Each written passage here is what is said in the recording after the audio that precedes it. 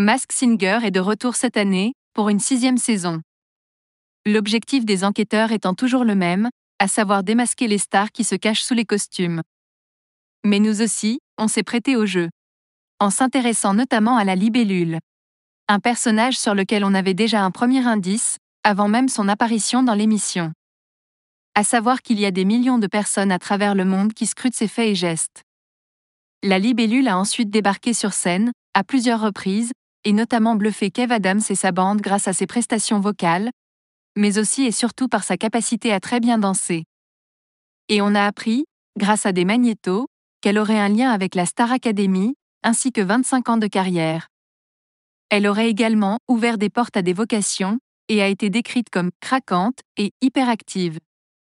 Elle aurait aussi un lien avec la ville de Cannes, le Maroc et le mot « Dreams ». Ainsi qu'avec un diadème, la carte du 10 de cœur, et une boîte de chocolat. On sait aussi que c'est une habituée de la scène.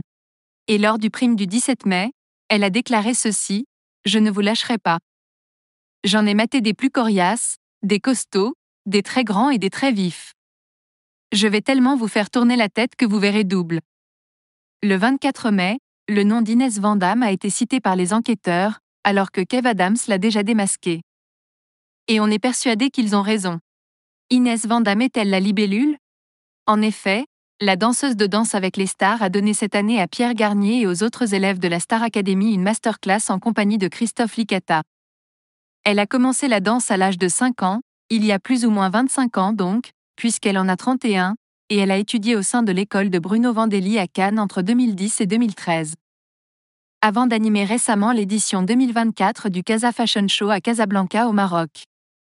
Sans oublier qu'elle a joué son premier spectacle au théâtre de l'Alhambra, à Paris, et que celui-ci s'intitulait Dreams. Et le 31 mai, la libellule a dit que si elle était un pays, elle serait la Belgique, enfin, presque. Ce qui est une référence à sa ville natale Dunkerque, située juste à côté de notre pays voisin.